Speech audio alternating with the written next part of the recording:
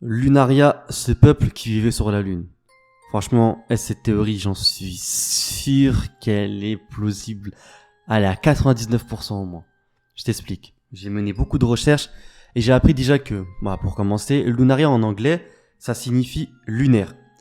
Et j'ai regardé et j'ai vu que lunaire dans la francisation du latin lunaria, c'est un nom dérivé de luna qui signifie lune en français. J'ai aussi vu que lunaria traduit en latin, elle possédait la racine de la lune. Et dans les récits et dans les fictions par exemple, le terme de lunarian, il est souvent utilisé en anglais pour parler des habitants de la lune. Où tu vas me dire, voilà, c'est peut-être un pur hasard, mais c'est très bien qu'avec Oda, il n'y a pas de hasard et que tout est calculé. Et que justement, il distille un peu quelques petits indices par-ci par-là dans son manga pour nous permettre, à nous lecteurs et théoriciens, de créer d'éventuelles théories pour essayer de trouver des choses que Oda il allait prévoir dans le futur dans son manga. On a aussi appris que ce peuple était assez bizarre, de par son aspect bien sûr, mais franchement pas que par rapport à ça, parce que ce peuple-là, on a bien constaté qu'ils étaient dotés de très très grandes prédispositions. Par exemple, ils sont capables de voler, déjà c'est pas quelque chose qui est commun à tout le monde, et ils sont aussi capables apparemment de résister à tous les environnements qui les entourent. C'est pourquoi je pense que de par leur spécificité, ils sont susceptibles déjà d'une part de se rendre sur la Lune, mais ils sont aussi capables de respirer là-bas.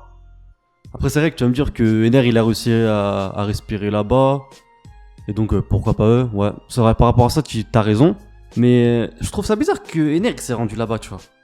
Tout en sachant que King il ressemble très portrait au peuple de Chandoria.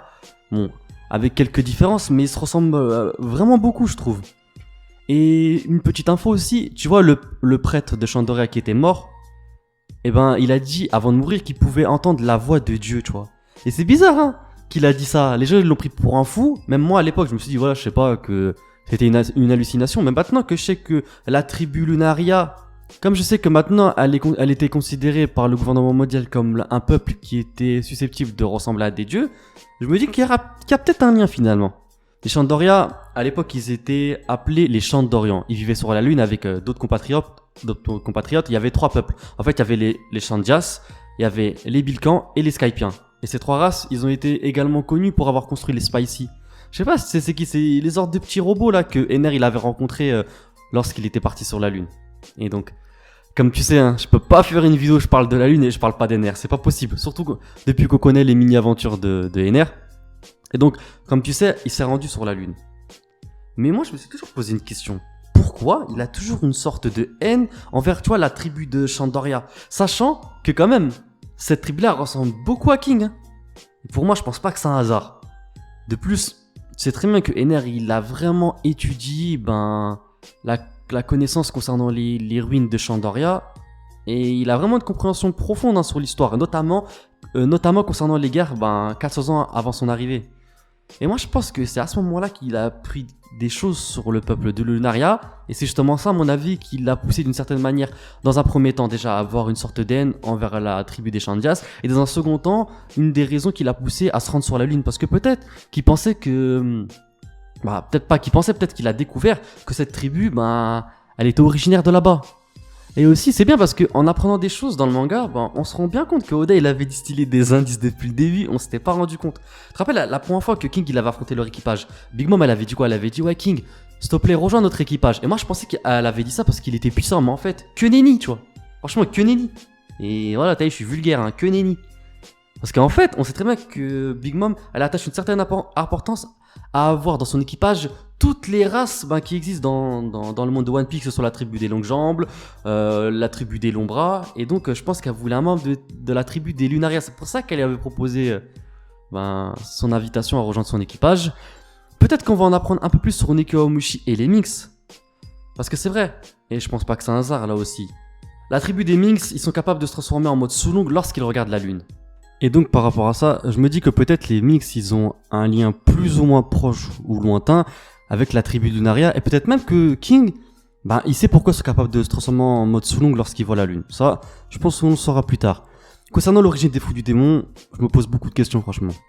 Et je me pose aussi une question. Pourquoi le gouvernement mondial il fait des recherches sur leur corps? Et pourquoi ils obtiennent quelqu'un qui donne une information les concernant, il obtiendrait 100 millions de berries de leur part. C'est vraiment très très bizarre. Déjà dans un premier temps, je me dis que Vegapunk il a dû sûrement participer à ces expériences de torture. Je suis sûr et certain. Et peut-être que, de par leur spécificité, il a été capable justement de recréer des fruits du démon, comme celui qu'on a pu voir avec Momonosuke. Et je me dis aussi, est-ce que King il est capable, de par encore une fois sa spécificité, manger par exemple plusieurs fruits du démon? Ça, c'est une question que je me pose. Et il y a aussi une question que je me pose. Franchement, je me pose beaucoup de questions sur cette tribu. J'espère vraiment qu'on va en apprendre là-dessus. Mais en tout cas, moi, il y a une chose dont je suis certain, c'est que Im-sama, il fait partie de cette tribu. Parce que regarde, on sait que la spécificité qui est propre à la tribu de Lunaria, c'est leurs ailes et leur couleur de yeux. Et donc, comme on sait que les membres de la tribu de Lunaria, ils ont les yeux rouges, je me dis que c'est pas un hasard si Im-sama, la première fois qu'on l'a vu dans l'anime, elle avait les yeux rouges. Après, concernant ses ailes, tu veux dire que ouais, on n'a pas vu d'ailes apparentes. Et là, je suis d'accord avec toi. Mais n'oublie pas un truc. Ener, il avait des ailes aussi à l'époque et il a décidé de les retirer tout seul. Donc, c'est fort probable qu'elle a dû faire le même tour de passe-passe. En plus, et je suis sûr qu'elle fait partie de cette tribu parce que regarde, on sait rien à propos de ce peuple. Et comme tu sais, les membres du Gorosei, ils sont susceptibles, de par les ordres que Im-sama peut leur donner, de retirer une partie de l'histoire, comme ils ont dû le faire pendant le siècle oublié. Et je pense que de la même manière qu'ils l'ont fait avec le siècle oublié, ils l'ont fait avec la tribu de Lunaria.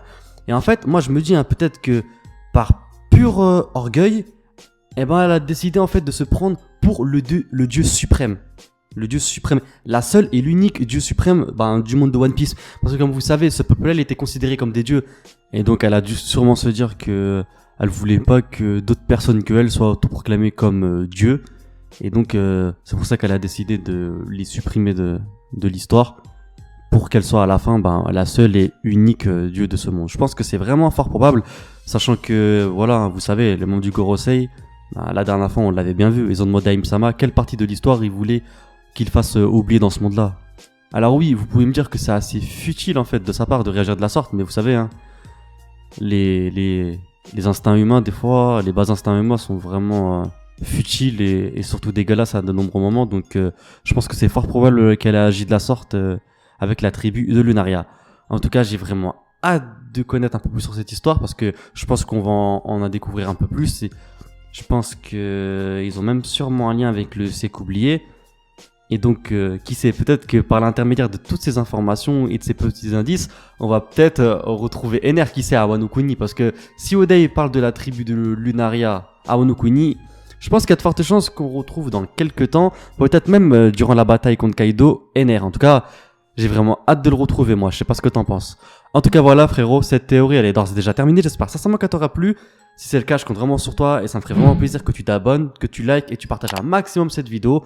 Moi, je t'invite à rejoindre le Discord de la chaîne. Je t'invite aussi à me suivre sur tous mes réseaux sociaux et je te dis à très bientôt pour de prochaines vidéos. Jana!